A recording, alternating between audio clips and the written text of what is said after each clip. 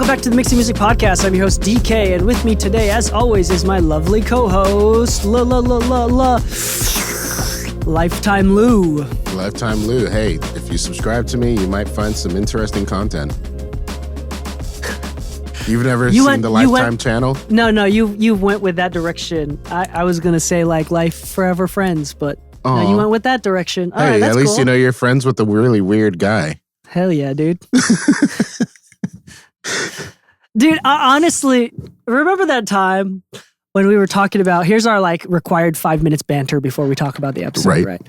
To this day, one of the funniest moments in my life is when someone's like, are you really into astrology? And I'm like, I think astrology is bullshit. And then they're like, but let's talk about it. And we went around the room, we talked about everybody's sign and like, okay, this is what that signs mean. I looked up a website. It's like, okay, so this means that you're this and this and this. And I'm like, this is really bullshit. This is bullshit. I'm not like that. You're not like that. Yeah. This is bullshit. And then it came to you. And it's like, you're like, Lu is a Taurus. And a Taurus likes nice smells and great tastes.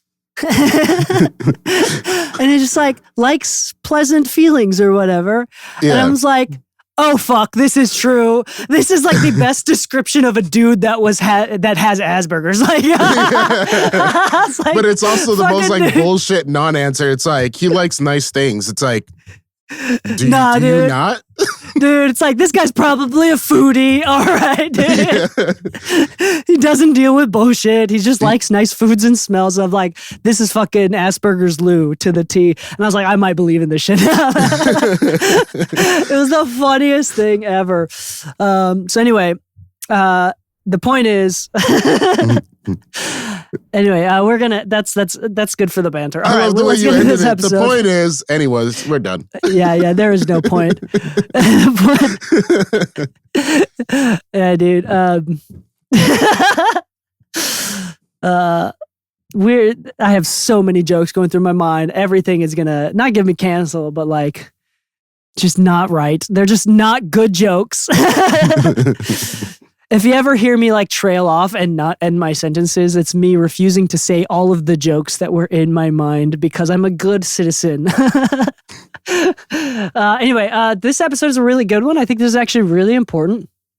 I think we're going to try to be practical, but we're also going to try to be philosophical about this. I think this is actually a really, really important topic. Which is how to cope with being poor. I think that might be the ending. I think that's what I might decide to name the episode. How to cope with being poor as you try to create a career. As you build a career as a creative person. How to cope with being poor. That is an inevitable thing. Very few creative individuals immediately find a job and have sustainable incomes. From the beginning, from the get-go. Yeah. Right? And if that is you, you're lucky. And, you're a lucky duck. You're a lucky duck. And that's actually probably typically people that find themselves in their positions in that position weren't looking to build a career in a creative thing. And then the creative career found them. They accidentally went viral and they're like, all right, cool. I'll just continue doing this. Right, that's typically more the case. I would say nepotism and like trust fund money, but honestly speaking, I don't think that's a good example. I don't think that's right. In the sense that I don't think that's a majority of the cases. I don't think it's high success because without saying too much, I ran into somebody who was this weekend. In fact, I ran into two people I haven't seen in a long time this weekend in Vegas of all places. Yeah, nepotism kind of success usually doesn't go very far. And it does in a very select few cases that we all hear about. The nepotism isn't really something that you should be trying to compete with. And here's the thing too. Here's the thing too. If anything, I actually have a lot of empathy for those that come from parents of wealth and money. Mm-hmm. Because now you have a majority of the world that thinks that you're the villain because you did have a leg up and it wasn't your choice. Like you had a leg up, you should use that opportunity. And if anybody else that was in your position, you'd be dumb to not take up and leverage that part of you. And you will be forever hated for that. the majority of the world will see you as the villain for taking up an opportunity that would be a sign of not humility, but a lack of gratitude to not accept. Yeah. Like my father made, like, for example, if I was the wealthy child, my father made a lot of financially good decisions. I don't know if it's parentally good decisions, but financially good decisions that led me and part of the reason for that endeavor was to provide me with better opportunities. It would be dumb for me to not accept that opportunity that my dad and my mom worked for. It'd be dumb, but I have to accept that most of the world will hate me for it. And if you are a hater of those, you're part of the problem. And I think that's a waste of energy.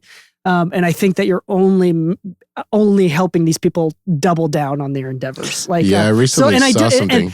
And I have to think that a part of me wonders, and I'm not saying this is true, but the empathy in me, the part of me wonders if it's actually harder for those that come into wealth and come into nepotism, not because one, it's harder to find those that trust, that want you, that actually believe in you genuinely from a baseline level, because you have money. And when you have money and you have influence, it's really difficult to figure out who actually believes in you or who wants your money. And I think that that's something that most poor people will never have to deal with. All right.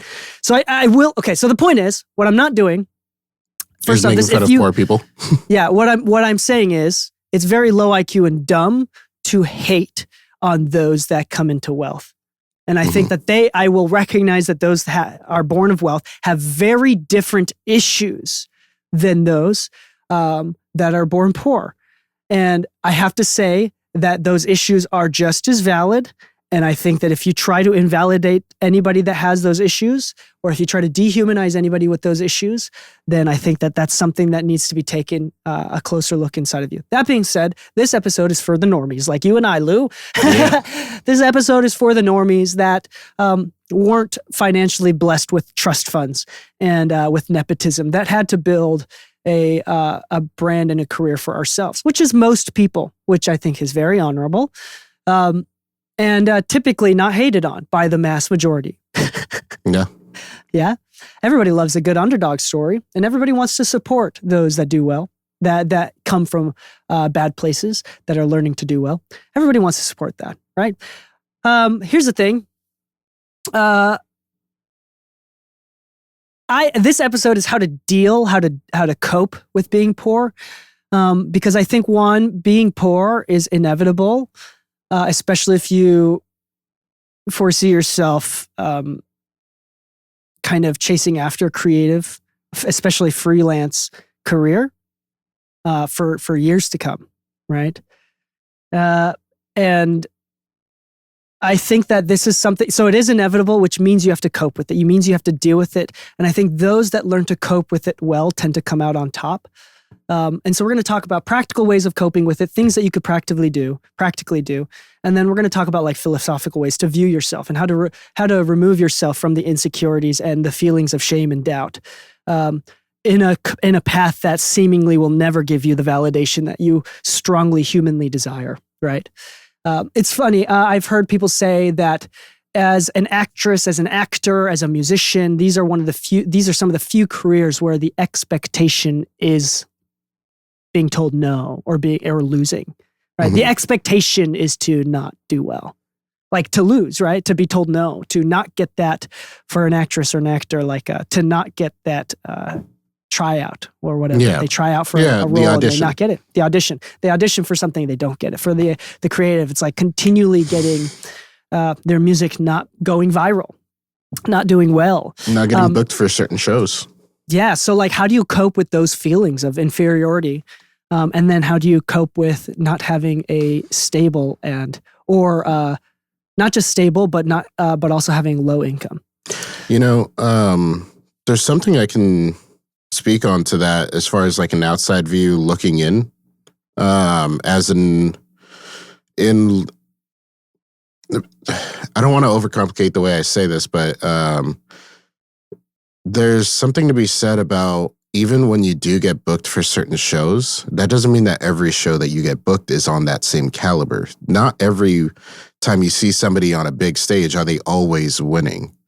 And what I mean by this is that a good example of this is my friend Demrick, who he's the hype man for Exhibit, but he also has a lot of songs with Exhibit and Be Real from Cypress Hill. He's shared the stage many times with like people like Snoop, Too Short, Warren G, and all the big West Coast hip hop acts. Like he's gone to share those stage. This weekend he was on stage with the Exhibit and performing in front of like one of the venues had like 10,000 people, another one had like about I think it was like 6,000 people. But when we came back from Europe, he told me he was going on tour, and the first date of that tour was 2 days after we landed back from Europe after already being on tour. So he was only going to be in town for like 2 more days, right? So I went to go see his show before he left and went on his next tour. We went from doing like 2,000-3,000 capacity venues for 3 weeks, and the first show he was back on only had maybe 20 people there. You know, when people perceive success, sometimes they perceive it as like a constant stream of success, and that's where insecurity gets built, even on the artist's end, because it's like, damn, I just did this, and my next show only had 20 people. Maybe I wasn't, part of the factor of why this is doing well. Like something I'm doing is wrong. But success is not static. Success is something that happens as like checkpoints as you move through your career. So even as you're building, don't worry about like certain factors, but that insecurity is real no matter how high you see people. Yeah. You're also speaking on the natural human desire for creating false narratives. Yeah. Where we, in order to validate our own positions, we must create the false narratives that they're actually significantly more successful we are to cope with our feelings of inferiority. Yeah, so they must be doing way better than we are, and we're not there yet. Exactly. And so like this goes into a lot of other human desires from the philosophical level here, even the psychological level here. Like when someone cuts us off in traffic, and this is very Buddhist in nature to think of this like this. When someone cuts us off in traffic, the only truth is that they cut us off. We then oftentimes create false narratives of saying like, oh, they're an asshole, when they could not be. They might have, and it's crazy, especially in driving, because most of the time we make mistakes and we're like, oh, I'm so sorry, I didn't realize that. And yet we are incapable of giving the grace to other people when they do that. We automatically assume that they're assholes that did it intentionally. People forget Hanlon's razor. All right. The second thing is, and this is very American and Western in thought, is that Americans typically don't like a void of purpose. So it's like, or intention. For example, like when someone cuts you off, the opposite coping mechanism is to like create a false narrative in a positive light. Oh, they must have to poop real bad, or they must be on their way to hospital. Like that's also, I think, incorrect. I think the best thing is to realize for what it is and not have to create a false narrative, but like they just cut you off. Whether it was a mistake, whether it was on purpose, it doesn't matter. It doesn't affect you because you can't change anything. And that's just what life is. So removing ourselves from the philosophical there, I think that the point is, I think that we look at people in jealousy, and that's a projection of something deeper happening within us. That's the point. Yeah. Okay. That being said, I want to briefly talk about some practical things about being poor and doing, and some things that you have to do. First off, I am very much for, taking care of yourself at a baseline level financially. And here's what I mean by that. Some people perceive having a part-time job that takes away, or a full-time job that supports their creative endeavor, as dishonorable. Here's the truth. I think deciding to do something that you don't necessarily want to do to support the thing that you eventually want to do full time is one of the most honorable and self-sacrificial things that you can do. Yes. And you should look at it that way. This idea that everybody else is judging me, or like I'm not good enough because I'm not doing this full time, makes me inferior, is a waste of energy. It's not a good use of thought, and your God-given awareness, not a good use of that. You're doing something hard that you're not wanting to do in order to support the thing that you want to do. That is like such high levels of discipline, so honorable. And of course, eventually you want to do the thing that you want to do full time, of course. But this is just a temporary path. Yes, being an Amazon driver is great right now. It's great right now. It's not great forever, but it's really great right now. Like it's helping me make music and make songs And yeah, I'm not going to work there forever, but it's working right now. And that's okay. So I think the first step to coping on a practical level is you have to, like, if you're getting your lights turned off because you can't pay your utility bills, or you're like in major credit card debt because you can't fucking take care of your finances, this is a big issue that I think speaks a lot on your personality that goes into your creative endeavor as well. Yeah. Like, this is not just a practical tool. I think these are habits that you build that will genuinely affect you and will continue to poison you into your creative endeavor. Yeah. Like, so when we talk about like fiscal responsibility, like financial responsibility is if you aren't good at it when you're poor and have less assets to worry about, less liabilities and assets to worry about, less headroom, then when you become a little bit wealthier and have significantly more responsibility, you're fucking gonna be way over your head. If you can't do it when you're poor, you're definitely not gonna be able to do it when you have more bills to pay. Okay? Yeah. So number one, we've been talking about this, financial responsibility. One, take care of your shit and obviously get out of your debt. And it's okay and it's encouraged to get a job that you don't want to do if that works for you in the moment. Yeah. Even I have admittedly, like 2-3 years ago, I got a winter job because I was having a difficult, slower winter, and I worked for Tesla for 3 to 4 months. It was actually a really good job. It was fun. I got to meet a lot of nice people, and it was really good for me mentally too because it reminded me how much you like what you do. Yeah, how much I really love music, and it like kind of like gave me that fire to push back into music more. But it also gave me the stability during that slower winter month. That winter was really slow for me for some reason. It gave me stability and peace of mind, and so it was overall just really beneficial. I think that was really beautiful, really awesome. But getting your finances right, paying your bills, being on top, paying rent on time, being on top of that shit, and one thing that's big for me, and I say this beyond fiscal responsibility, financial responsibility, but rather also for the economics of food in America and for making America healthy again, you need to learn how to cook. 2 reasons. One, it is way cheaper to have way cheaper to have to learn how to cook. You don't even have to learn that well. But like to go and buy in bulk at Costco or buy at Aldi and have like whole foods and treat yourself really well, make delicious food, eat it, save up on it, freeze it, eat leftovers. It is so much cheaper financially speaking, but we're also talking about health-wise, it's so much better. And if you continue to go out and eat, not only are you wasting your money, and you're probably losing, like potentially if you're eating out almost every day, you're losing about $1,000 or $2,000, depending on how many people you're eating out with. $1,000 or $2,000 a month, right? Yeah. To put it into perspective, I feed a family of 4, and we stick to about $300 to $400 a month for our food budget for the entire month. And it's never gone more than that. I think once in a while we'll hit $500, but like my wife will feed all of us for an entire month of food with $300 to $500 in fucking California with how much we're paying for eggs and milk out here. Okay. Yeah.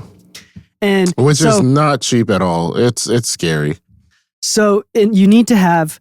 So, and then on top of that, my bigger thing with this is people's inability to cook is making the economic marketplace of eating out worse. For example, I came back from Japan to America and we're like, let's eat somewhere healthy. There's literally no fucking options. Do you know why there's no options? It's not because corporations are greedy. It's because of easy supply and demand. It's because people keep putting money in these companies that put out shitty products and shitty foods. Like, because there's such a monopoly on eating out. Like in Japan, restaurants are better and cheaper because everybody has the option of eating at home. And so there's no need to go out and eat because anybody can just eat at home. There's the only reason why someone would go out to eat is if it was actually just as cheap or cheaper or healthier. Yeah. Or better tasting, better.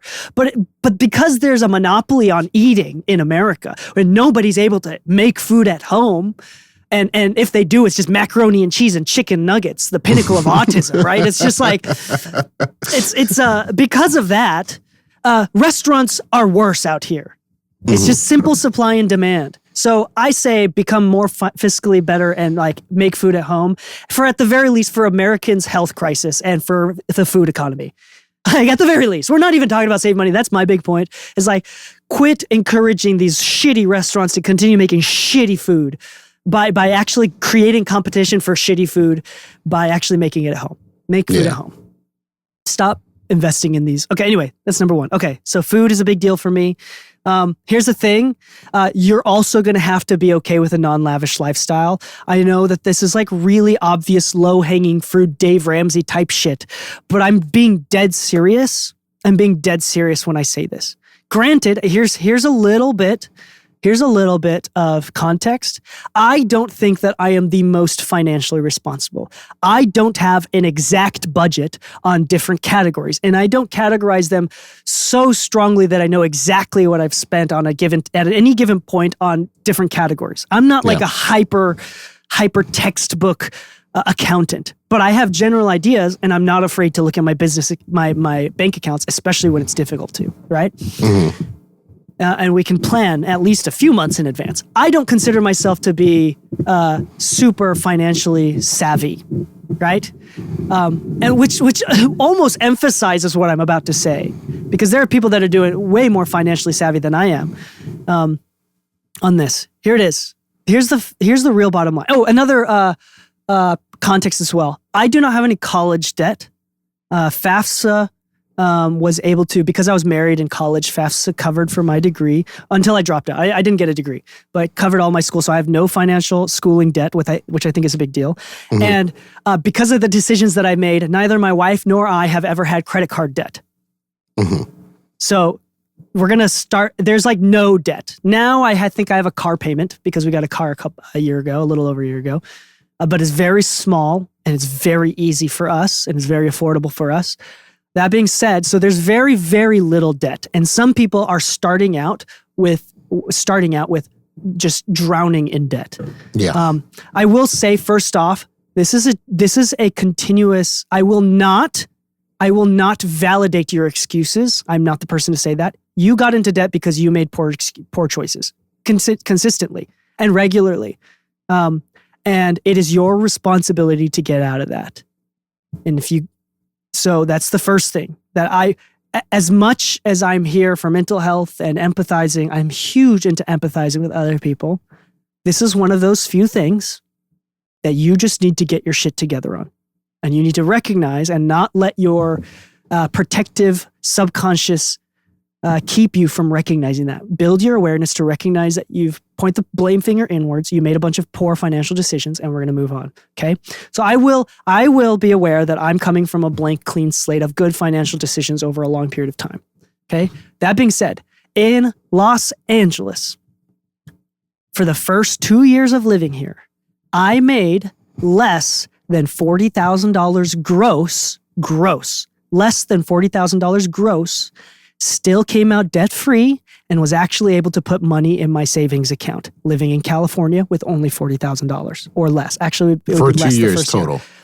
For actually even the third year. Mm-hmm. No, the third year, actually, I think I went up to like 50 or 60. But the first 2 years was less than $40,000. Zero debt. We actually put money in savings.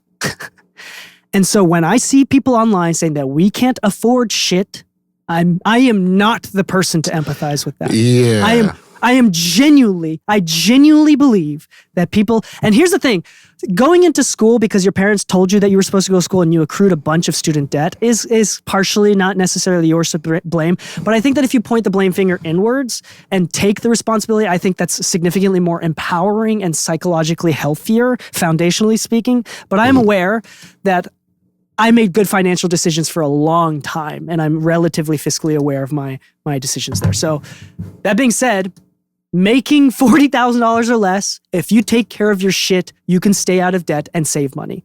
And if you say otherwise, I am exact proof of that is possible to do in fucking Los Angeles with a family of 4, by the way, mind you not. Family of 4 in Los Angeles.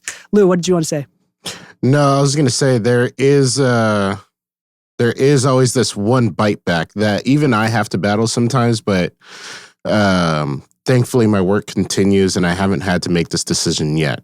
But there's people who say like, okay, like you explained that you went to Tesla, right? Yeah, because we do mixing and mastering, right? We don't really have like opportunities that we can't take on. We can always do it later in the day, you know? So if it's mixing or mastering and we work from home, we're not specifically supposed to show up to a certain studio at a certain time and work for a certain amount of time. And if we can't make it, we don't get that gig. That's not really our commitment issue, right? With being able to take a part-time job on the side to help supplement while you're building. There's still Uber Eats. There's still Uber in general. There's Lyft and all that kind of stuff. There's Postmates.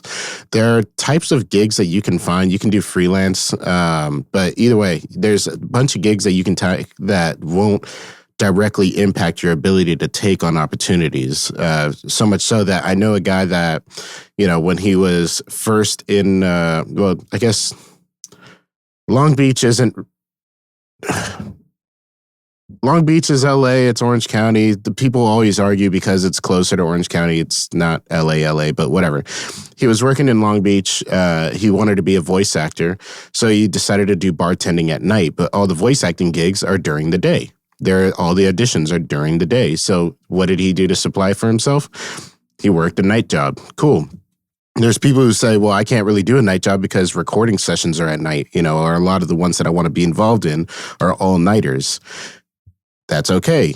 You can do Uber Eats or anything, because I had a conversation with Exhibit this weekend that I actually really enjoyed having, because something that I really like about the guy is Dee Kei. If you met him, I think you would agree he's one of those people that you feel like you can have a very real conversation with, no matter the level of success that they have.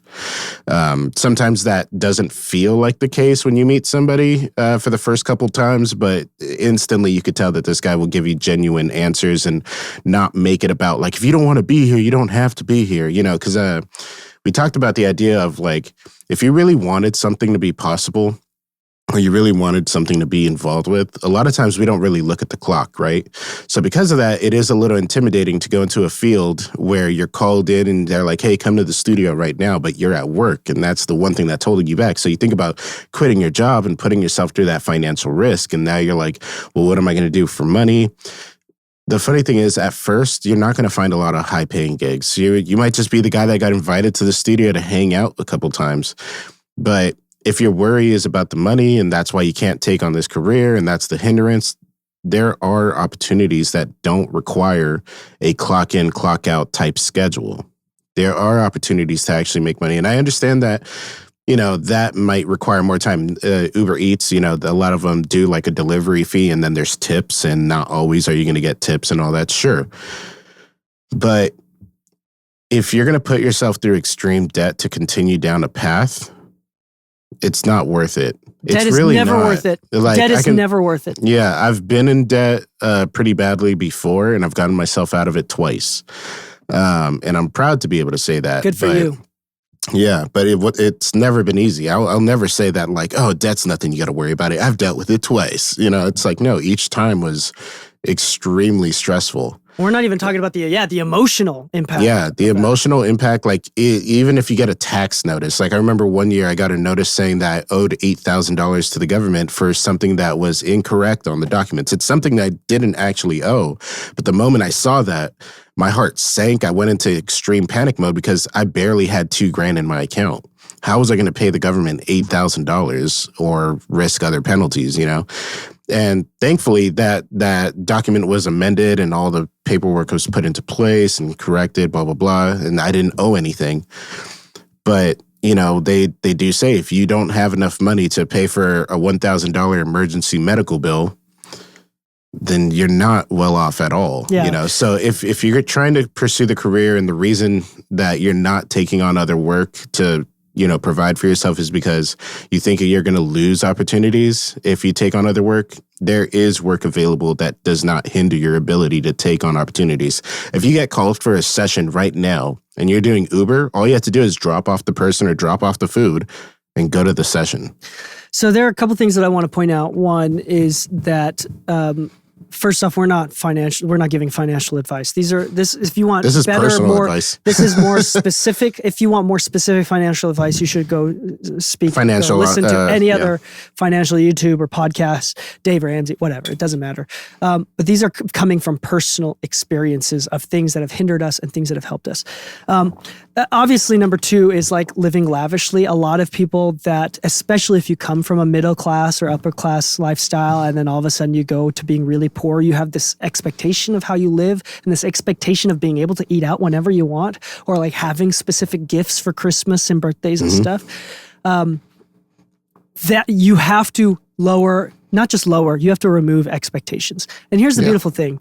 If you really love music, and if you really genuinely love the craft of creativity, and this is a really good litmus test for this, is if you really love it, then living non-lavishly or living at a very, very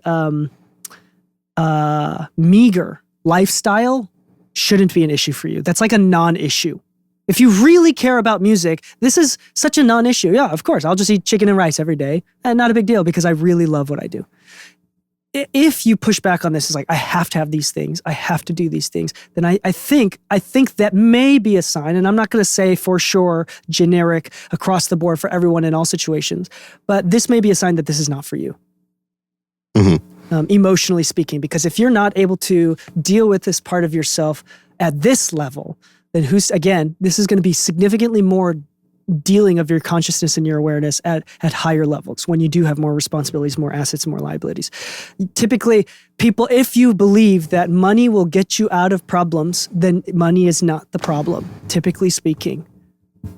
It never is. It never is. In fact, the quickest way to ruin a man's life is to give them $1 million that they didn't deserve. This is a common thing that like I quote and say often on the show.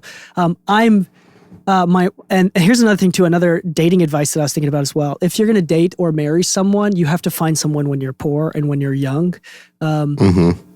As well. Like, I think that's really good. Like, if you're older, like if you're 40 and you're still poor pursuing it, it's like, I don't, and let's say you become successful when you're 40, then it's still harder to find someone that is willing to stay with you if you eventually become poor again, because creative freelance endeavors are fluctuating. So like, let's say you became really wealthy when you're 40 and you finally found a relationship because you found success, and then it you fluctuates downward. Yeah. And then you become poor again. It's like, then you find out that she only loved you because you were financially there. I actually do think, and this goes into the previous episode that we talked about the psychology of having stable relationships as a creative. But typically, I think that getting married or having a stable relationship from young, when everybody is at ground zero and nobody has money and that's the expectation, I think that's okay. Be careful. Go ahead. Go ahead. I was going to say, be careful when you're dating and stuff. You make sure you talk about debts that already had. I will say that I have many friends that married into debt. And so they have debt that they didn't deserve, that they don't earn. At least one party doesn't deserve, that one party didn't earn. And that is a struggle that they will have to live by. It is important for y'all, if you are going to get married specifically, not dating, if you're going to get married, it is important to talk about debts. Yeah. I was going to say, the dating part, when it comes to finances, I know that may sound like taboo for some people, right? It's like, well, why? Hold on, I don't understand this. Why? I'll explain. It sounds like taboo to some people because if you're emotionally mature enough to have the conversation, you're already in a good place with the other person, right? Both of you need to be emotionally prepared for that. Reason being is that, just like you said, some people will wait to date until after they find success, right? Because they think that nobody's going to want them when they're at their lowest point, right? But a lot of times, some of the most successful people that I've seen, they're very happy, they're financially responsible, but for whatever reason in the entertainment industry, I noticed that like artists, like you remember when there was like the Kendrick and Drake beef and like Drake took a stab at his wife and whatever. And I've seen like YouTubers go at each other where they take a stab at like the looks and the appearance of like the spouse of the other person for whatever reason, saying like, you got all this money and you still ended up with that because you got no game. It's like, hold on. That person was there from the ground up. The looks wasn't the factor. I mean, maybe at first, right? You see a girl on the side and you're like, oh man, she's cute. I got to talk to her. Okay, looks got the door open. But what kept the door open was the foundation of the relationship. And like we talked about on the previous episode and this one, we benefit as creatives by having a good foundation in our relationship. But you need to be responsible for your finances going into that. Either way. Now, if you're waiting... This is interesting. I didn't know that this was a taboo among dating to talk about finances. I didn't know that. No. It's not necessarily that it's taboo. But there's a lot of people who are like, oh man, she asked me about my finances. She asked me about my work, this and that. It's like, yeah, don't get me wrong, but I'm going to ask about hers too. If I was in the dating pool, I want to know what you do. What is your expectation in a relationship? What is our sense of responsibility? What is your ability to be responsible for yourself? I agree. Right? This is not necessarily taboo, but like a lot of people think that like in asking these questions is like, so are you only dating me because I have money? Like, so if I showed you my lifestyle, right? Because some people are embarrassed to show where they live, which I think is fucking stupid. Interesting. Right? It's like, oh, you live in a studio apartment? It's like, yeah, why? It's like, man, for a guy that works with all these names and everything, why don't you have a nicer car? Why don't you have this? Why don't you have that? It's like, because I'm financially responsible. I'm not... and the difference too is that some people hear the work that you do and they think it's cool, but they also don't realize that it's not static. It's not static work, which means you could make like, without saying numbers, like some front of house engineers will charge anywhere between $750 to maybe $3,000 per show, depending on the level of artist they're working with, depending on the level of system that they're running and everything, right? But like, for a touring engineer, baseline is around $750 per day, right? And that sounds cool. But if you're not on tour, you're not making $750 a day, or per show or whatever, and depending on the tour, you might get half pay on shows that you're not working, and some tours will not pay you on the days you're not working. Yeah. So if you're only doing one show a week, that's still only $750 a week. That's only what? $3,500? No, that's $3,000. That's $3,000 before taxes.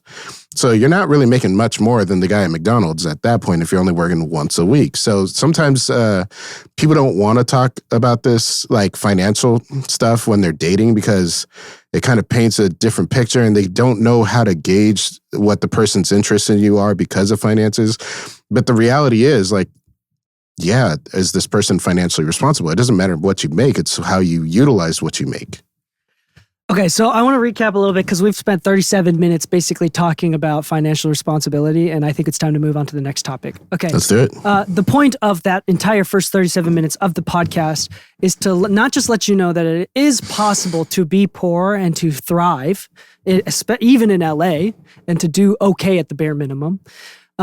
But it's not just the point of that, wasn't just that, but it was also to let you know, because a lot of times people are told that it's, if you are financially responsible, then it'll be better. But then people don't have faith in the concept. It's like, no, like just because I choose to work really hard and I start going to the gym every day doesn't mean that I'm going to get bigger. Like I don't believe that I'm going to get bigger, or that I don't believe that I'm going to become financially straight.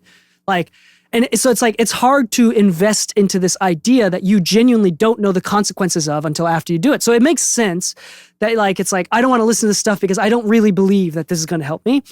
And so the point of me telling you that is yes, everybody's situation is different. You may have married into debt or accumulated debt or admit that you've made very bad financial decisions regularly up until this point. But the point is that this is a concept that has been proven many, many times again. I am a walking, I'm walking proof of ability to do well and thrive at lower income levels. Okay. Mm-hmm. And if you can win at lower income levels, I think that is proof that you can win at higher income levels. And so from a philosophical point of view, one, you have to win at lower income levels to be able to win at higher income levels. So, and that is important. That is super important. And number two is that I'm a proof of concept that it is possible, that you can do it. So it is an idea that you should invest effort and time into. Does that make sense? So first off, it's like, put your faith, believe in this, believe in what I'm saying, put your faith in there, put your money where your mouth is, like kind of idea, like it works. Okay, that's the point of that first little bit. Now we're going to talk about the philosophy behind this and the emotional aspect behind this, which is how to deal and cope with yourself, emotionally speaking. Okay, actually, two things that I want to speak on, practically speaking. The two things that I want to talk about real fast. Number one is never, ever, ever be late on taxes. Always pay for all of your taxes on time, well, whether you hire an accountant or have a family member do it, or track all of your income and expenses yourself via Intuit, QuickBooks, or some other third-party software. Okay? I do it all myself. I don't pay a single person. Again, being financially responsible and learning how to do it, YouTubing it and how to do it, right? And going as far as like doing tax write-offs, which is super beneficial, especially as a freelancer. That's like one of the biggest benefits of going freelance, right? You never, ever, ever, ever be late or want to owe the government. That is a big no-no. That's how you get fucked, okay? And this is terrifying, just as Lu said. And this goes beyond personal, but this is also business. If you decide to file for a business or you make income as a freelance, you have to be extra aware. YouTube this. Don't stay ignorant because you're scared of it. Stop being scared of it. Go on YouTube and figure out how to do it. Don't be purposefully ignorant about this, all right? I know it's scary, but this is scary for all of us. It's the same level of scary for all of us, but some of us decided to make the decision and it works. So go ahead and do it. This is painful and scary for all of us. I'll recognize that. The second thing that I want to say that I think is pretty obvious and practical. What was I going to say? Oh, there's a really good point that I was going to make. I forgot the second point. That was like, I'll talk about it if I remember again later. But let's go into the emotional, philosophical point of how to deal with yourself, how to not avoid feeling like a failure, how to continue to be able to push forward with the same momentum, aggression, motivation from the beginning after potentially a decade or more of lack of financial success. How do you continue to motivate yourself when money is not coming in? And so for number one, I think it's important to recognize that this is extremely difficult business. It's a very cutthroat and difficult business. There's not a lot of money in this business, all right? Literally 10%.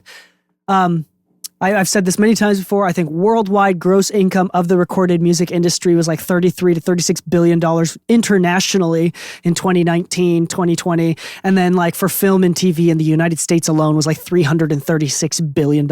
And tech was like $1.3 trillion in the United States alone. That's not even globally. So it's like, first off, recognize that the music industry is fucking tiny, and thus the fight for positions and fight for income is directly relative to that, okay? And another thing too is that this is a very subjective art form. Like there's not one thing that is objectively more creative or better than the other. And that's including retrospectively after looking at the response. Just because Billie Eilish's song popped off doesn't make it objectively better than your song, which never popped off. Mm-hmm. Right? It's still very subjective. And so I think the first things first is that you need to categorize and compartmentalize your desires and your wants. This is a big issue. A lot of feelings and needs of validation. I've heard people that say that they write music and they feel like when their songs get rejected, they feel like they themselves are getting rejected. They take it personally. It's very personal because it is can be a very vulnerable art form. I get that. That makes sense. But if you want to do well in this industry and be able to cope with being poor, you have to be able to separate and compartmentalize these human desires for validation, these human desires to be seen and to be heard. You have to compartmentalize and use those as necessary and recognize when it's not helpful. Build awareness for that. This is really, really, really important. The biggest killer of the biggest, I really believe like it's usually not debt or money that gets people to like give up on their dreams. It's usually this. It's some sort of emotional response to financial difficulty because then they realize this is actually not what I want to do, or they rationalize and decide that this is not what they want to do. And that's okay. There's a lot of honor in that, knowing when to give up. But I'm speaking on behalf of like how to maintain a healthy relationship with the one passion that you have, which may be music, right? Mm-hmm. And so you have to give yourself a lot of like love and respect, and you have to recognize that you're doing this for yourself in a healthy way. Yes, you're writing music that wants to be appreciated for other people, and you're mixing music in a way that should be appreciated by other people, but you also have to figure out a way to be okay with yourself where you're at and be patient with yourself. Lu, before I go more into this, any thoughts on this? No. Any thoughts I would have is basically mimicking yours. Okay. Yeah. Not that I have no thoughts. So I want to say, hold on, let me take a breather here and think about what I want to say. Sure. One is I want to validate everyone's feelings of insecurity. And I want to recognize that everybody's fighting this deep level of insecurity that we continue to project in different ways. Very valid, very real. And it's honestly one of the bigger fights that we as creative have, especially as freelancers, especially when the standard is rejection. If a song goes off and goes viral, that's almost a non-expectation. Like, that's like, of course we all want that, but like nobody expects us to do that. Yeah. But let me say, setting the expectation to begin with should be a sign. Whether you set the expectation low or set the expectations high, setting an expectation is a desire for outcome. And when you base your work and the creative process based on outcome, you will always lose, especially in a subjective art form like mixing, producing, songwriting. You will always lose when you base your value, your human intrinsic value, based on human response, based on the one thing that you cannot control. This is a concept that comes from Seth Godin book called The Work, or The Practice by Seth Godin, which I really recommend for those that are struggling with the emotional aspect of this, is your self-worth should come from the validation you give yourself from completing the work, from shipping the work, up until releasing the song. Even the part of releasing the song should give you some sort of validation, but not on the one thing that you cannot control, which is the reaction. At the end of the day, and we see this, Lu, very close hand with like A-list, S-tier artists, right? On a personal level. It's really interesting to see these high-level artists that don't need to make another song for money because they're just living off royalties, living really well. Mm-hmm. They genuinely, even with the money there, they genuinely have this insatiable desire to create. It's really beautiful. Yeah. And if you cannot maintain, and here's the thing too, is that if you're poor, that insatiable desire to create might be motivated by wanting more wealth. Yeah. And imagine you finally get that wealth. Can you still maintain that emotional, intrinsic desire to create? So I'm not going to lie. I had to battle that when I was actually just before I met you. I was actually kind of battling that a little bit. I had set certain goals, right? But they were outcome-based goals. And they fueled a lot of the drive, a lot of it. Once I hit those goals, my motivation dropped off a lot. A lot. Like a lot of that growth push really died. Because like part of those goals was like break $100,000 just off of engineering for 1 year. Just 1 year. Engineering only, hit $100,000 income. Get this, get that, open this, Gross. open that. Yeah. No, post-tax. Yeah, I had a really good year in 2019. And then fucking pandemic in 2020. That was the wildest flip. But either way. It's interesting because, you know, as much as I enjoyed the journey of it all, like I met a lot of good people, and I've told you, and I've said it on the podcast before, I can always trace back every last bit of success I've had to just somebody I met and the connections that were built based off of the friendships and the people that I met and networking and everything. It was never like, because I have a CL1B, I got this gig. It's like, no, it's always been the relationships that were built that led the way. And I can always trace it back to the first time somebody gave me a chance. So that was never lost. My appreciation for everybody that I've ever worked with has never been lost. And even after this weekend, I didn't get to see X before I left to go eat after the show. I even sent him a text like, hey, thank you for trusting me with your sound and trusting me to make sure that everything goes right for the concerts. I really appreciate it. You know, and I'm always like trying to communicate to people that like, hey, this is not taken for granted. But when I hit outcome-based goals, like I knew I still loved what I did, but after I hit that goal, it's like, well, you hit that goal, you got to come up with a whole new set of goals. So I spent like a good year like having to find out, well, now what? Yeah. Yeah. So outcome-based goals and setting goals in general is really important. Here's some practical tips that I have, a list of practical ideas that I have that may be able to help you. Things that have helped me directly come to this point where of self-acceptance and not needing validation to continue pushing. Once you get to that, and the reason why you want to do that is because especially when you're poor and you face constant rejection and you wonder if you're ever going to find success no matter how hard you work, and you start to lose faith in yourself and in the project. I don't. Sometimes it's good for people, right? The region beta paradox or the beta proximity paradox or whatever. I got to learn about that. We've talked about it before. It's about like if things were slightly worse, then you'd work harder to do better. So this is the idea, like if you live 1 mile away from something, you might just walk there. But if it was like 1.5 miles away, you'll just drive there, which would be faster than walking there, right? So it's like if it was slightly worse, you would actually work harder. So like if there was enough mold in your bathroom, you would actually call your landlord and ask them to fix it. But like if it's just a little bit, if it's just passable, then you won't put in the effort to find a better solution for it. So it's like, so sometimes when things are worse, it's actually better. That's the concept of that paradox. Anyway. Regardless, going back to this, some practical ideas here that have helped me. Number one, we cannot emphasize enough, Lou and I both together, is the value of exercise, especially as a creative.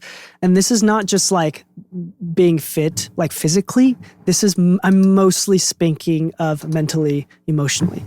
I think that a lot of, if you can, especially as a man, self-acceptance, unfortunately or fortunately, comes a lot in a physical form of seeing yourself.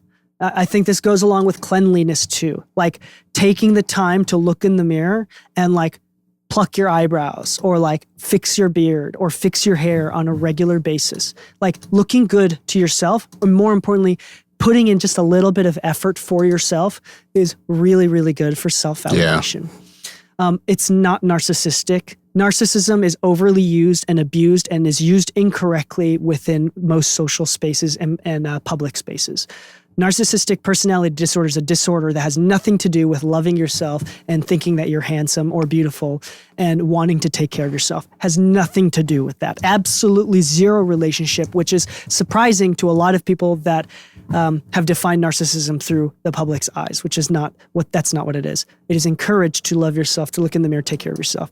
Yeah. I think this is also good for like outward people, like people that look like they're taking care of themselves are trusted typically more often. And has better, like it's just better PR in general. So that's for self-love. So exercise as well. Again, it's not for being thin or being fit. It's about the mental. It's about knowing that you're able to do hard things and having a proof of concept. Like every time you go to the gym or you go on a run or whatever sport that you want to do, you're reminding yourself, I am capable of holding off on my natural desires and doing hard things. Like, so it builds confidence in your ability to do hard things for a moment in time. There's beyond that, there's the active meditation aspect of like having controlled pain, dealing with controlled pain to help you focus on what's really important. We're not going to go into that.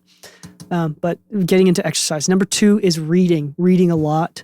I'm not saying becoming a bookworm, but I think that a constant seeking of knowledge and wanting knowledge and receiving empathy and being told, like, I think like one of the most important things for the journey of a man or a woman is to be told this is hard for all of us. Like that, like we did this I'm in charge of like a scout group, right? It's technically not scouts, but I'll call it scouts. It's like a youth group for church and stuff. And I did this exercise where I brought in 10 levels of hot sauces. And and we would eventually eat the spicier hot sauce, right? And the point of that, especially as like a fraternity, a brotherhood, right, is we were all eating the same doses of the same hot sauces. And so we would look at each other and recognize this is spicy and this is painful, but we're all dealing with this. And when you recognize and see that everybody else has been dealing with the same problems that you have, and in a very special way, that I'm not special at all, and recognizing that in a very endearing way, like in a very healthy way, like my pains and the way that my parents brought me up, the racism that I get, the biases and judgment, my disabilities that I have, whatever, don't make me special. And that everybody else has to deal with their own things, and that I am not a sadder case, right? And if you recognize that within yourself, then you empower yourself and recognize and see how beautiful it is that other people are struggling too. And this is the way that I'm struggling. We're all in this together. We're all in this together. It's very empowering. And you also build a lot of self-respect for yourself if you do that. So whether you're reading books or talking to people, not only does it help you understand that this is difficult for many people, but it also helps you figure out different ways of coping and different ways of thinking, and helps you build awareness. Again, some of the books that I really highly recommend for those that are dealing with these sort of issues is The Work or The Practice by Seth Godin. I think that's a really good one. Another thing too is like Atomic Habits has always been good. Russ's book about delusion.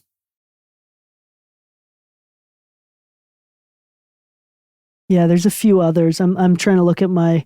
a one that I really love, I think that this is really, really important, is The Courage to be Disliked.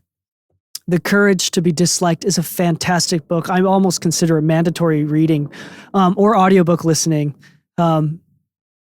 for listeners of this podcast. If you're struggling with this, The Courage to be Disliked is so important to build awareness and to create tools to help you look at the world in an empowering way.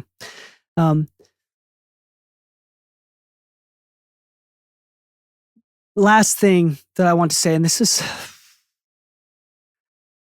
last thing that I want to say. There's two words that in Japanese that don't exist in English that I've been thinking about a lot, and a way to change your perspective on this strange and unique point in our lives, this inevitable point in our lives for most people, this time where we struggle financially or mentally or whatever, this time of struggle, which comes and goes. For all of us, and very few people, if any, do. My son with Down syndrome might be the only exception to this. Anybody with Down syndrome might be the only exception with this. But like, we all have ups and downs, and we all like have self-hate and self-anger, but as well as like, but we also come out of it. Some months or years we make more money, right? And we're talking about financially here in this episode. But I think one way of looking at this comes from these two Japanese words that don't exist in English. Number one is hakanai. Hakanai is a state of being. It's the flower that will eventually wilt. It's the youthfulness of a child that will eventually turn into cynicism. It is the beauty of the falling leaves that eventually the trees become bare. It is a temporal, impermanent, ephemeral state of being, right? So that's hakanai. This is very much like a Buddhist concept, and it comes from that sort of culture. The second one is significantly more important, I think. It's sitsunai. And the thing about sitsunai, it's pain. It's a feeling of pain, but it's a feeling of pain, but it's not a pure feeling of pain. It comes with a gratitude of finding the beauty in the things that were hakanai, that were temporary. For example, when a flower wilts, we are sad, but it's not a true, pure sadness, because we know that we were only able to see that flower wilt. Like we were able to recognize the beauty of seeing that flower in full bloom. It's recognizing that the youthfulness of a child, the childlike, temporary, non-permanent, childlike joy and happiness that you see in a kid's face. You're sad because you know that one day it'll disappear. But it's also very beautiful because it almost emphasizes the uniqueness and the beauty of that moment. It makes those temporary things even more beautiful. It gives more meaning to those temporary things. And so in the same way, I want to say the same things. Like, whatever situation that you're in that is tough, what you're feeling, that pain that you're feeling, it may be setsunai. And you have to recognize that this is a temporary hakanai state of being. Like the fact that you're young, potentially if you're a young listener, right? If you're young, if you're uneducated, if you don't know how Pro Tools works, if you're new to LA, or you're new to taking care of your finances or whatever, what a beautiful, unique perspective and way of life. This is like ignorance is kind of beautiful because you're only ignorant once. And as soon as you learn and you build awareness, then you're no longer ignorant. That is a unique state of being that can only happen once. And yes, it's painful to go through these times. But anybody that has ever done anything hard will tell you that in retrospect, those were beautiful moments in time. Yes, there are some forms of pain that feel completely unnecessary, and sometimes they're objectively completely unnecessary. But I think that in general, that we should give ourselves the patience and to the perspectives to realize that some things are beautiful because they're temporary, and to realize that almost everything, including this time of our life of being poor, being able to not being able to support ourselves fully, is temporary, and this will pass. Especially if you have faith in yourself and believe in yourself and love yourself. Okay, I really do believe that this is like a beautiful concept, and I think this is going to be a topic that I speak on later, like Hakanai Setsunai, a little bit later as I continue to develop more thoughts about it. But those are the thoughts about it for this episode that I think is really important. Look at your life in that perspective. Like watch yourself and see yourself in this objectively unique situation that may never happen again. And yes, it's hard and it's painful, but it's also beautiful. And it's really, and in one way, your true character comes out when you're poor, when you don't have a lot going for you. Who are you? Who are you? Who will you become? And the cool thing about it, and I will always say this, even if it is factually untrue, which I don't think there's a way of proving that, but it is more empowering. It is always better if you genuinely believe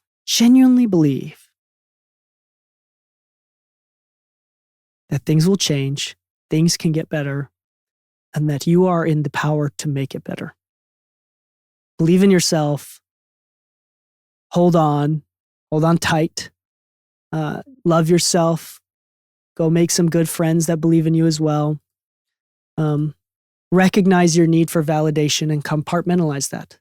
You go ahead and get validation, but there's healthier ways of coping with that human desire. Figure out what your needs are, the way that you cope. Coping is different for everybody. But I think the point of this episode, again, kind of recapping, is recognizing that this is a really difficult part of life. And yes, just like I did the entire first half of this episode, grill people on being financially irresponsible, I also think that it's important for people to learn that you can become. I think that learning process to learn that, one, there is a purpose in having faith in becoming financially responsible. I think there's like a really good thing about that. Rebuilding that hope that it can happen through financially better decisions and personal empowerment. But also knowing that like everybody has a hard time, everybody's making mistakes, and to give yourself patience. Okay. I'm kind of rambling a little bit. I don't think that was as articulate or as insightful as I wanted it to be. And maybe I'm able to think about how I can better articulate that in the future. But the point of the final thought is literally just self-acceptance in its truest form and recognizing these temporary states of being for what they are, which is temporary. Just because you're poor doesn't mean that you're a stupid dummy head. It just means you're poor right now. It's not forever. Just because you've made a ton or a few stupid decisions doesn't mean you're stupid. You're not stupid. You just made a couple stupid decisions, and that's okay. That's honestly like kind of beautiful that you have to build the strength to climb yourself out of a hole. Imagine the strength that you'll have when you actually take responsibility and come out of it, and look at that hole in retrospect. Look back at that hole.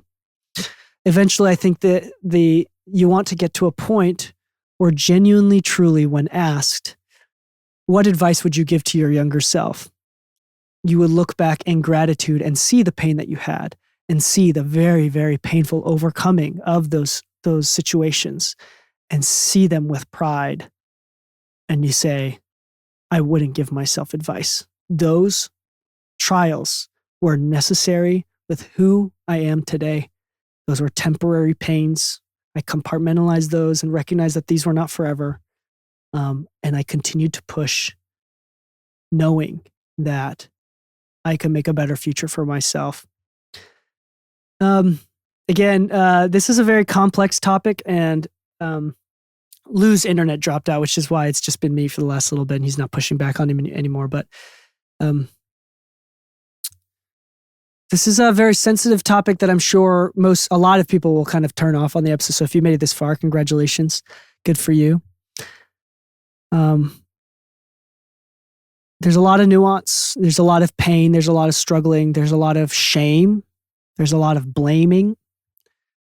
There's a lot of desire for meaning. It makes sense. Like when you have nothing going on, you look for meaning. You're like, why am I doing this? Why am I doing this?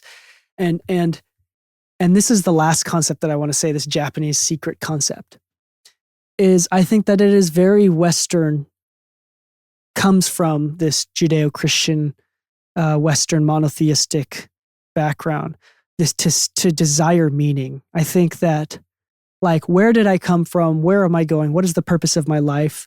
What do you want to do when you grow up? I think these are very Western ideologies and thoughts. So let me put it in a different perspective, kind of help you understand from a Far Eastern thought. Here is, I think that purpose, assigning purpose to something, assigning purpose to the flower that wilts, almost dishonors the beauty of the flower that is there.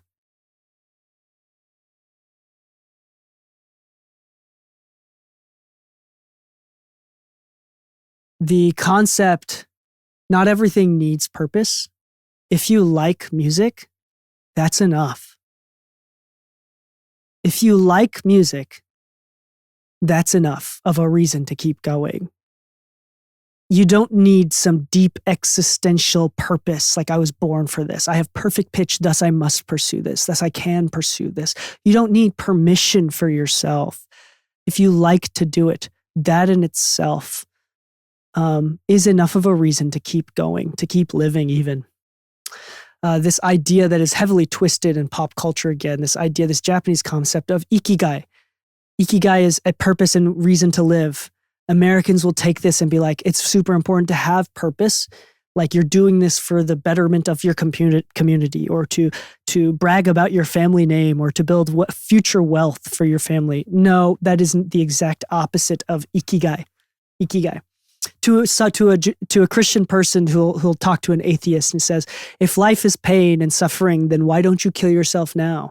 If this life doesn't have much meaning, why don't you kill yourself now? Let me tell you what a Japanese person would say is like, what reason do I have to kill myself?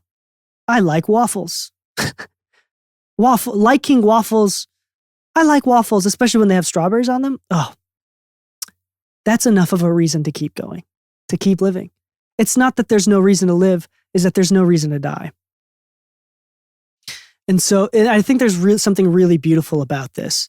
Like an ikigai in the Japanese form and in its truest form is there's very little pressure behind it. There's no deep, insatiable need for purpose. It's something small, nonchalant, liking waffles. It's like, oh yeah, I like waffles. I live day to day, and I work so I can continue to eat more different types of waffles. Or like I really like donuts, and I love to compare donuts from different donut shops. And so like I work in Wall Street, or I work and do these hard things so I can continue to find better donuts. And that alone is an ikigai. And this, when you create a deeper meaning and purpose, sometimes I think it is more hindering, and it removes that childlike desire and need for play.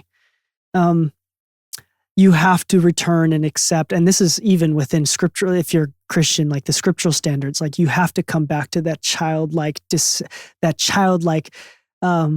desire for play and this practical naivety to remove the pressure from yourself, and to just realize that you are enough, that what you want is enough, and that you don't need more of that.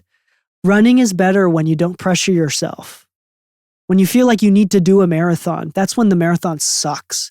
But when you run a marathon with no other expectation other than to just finish it, you can actually look around and see how beautiful the areas are that you're running in. You can actually take it in a little bit more.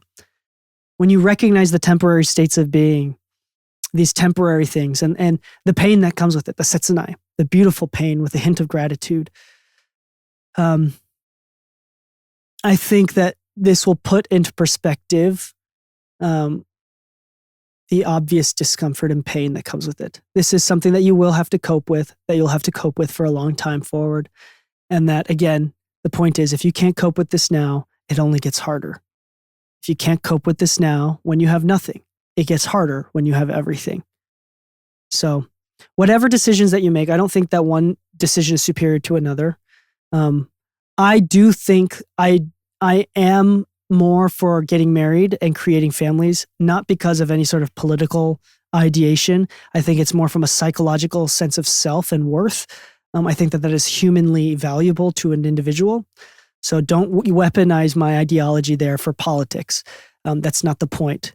Provably, having a stable, anchored relationship and committing to a person and to a relationship is better for a creative and their mental health. I think that that's something that we have to recognize. And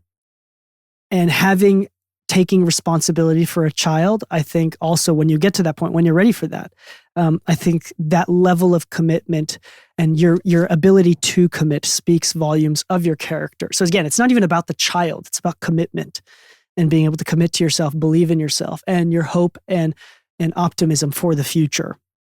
And this is really, these two things are really controversial because it's very easy to push back on these thoughts.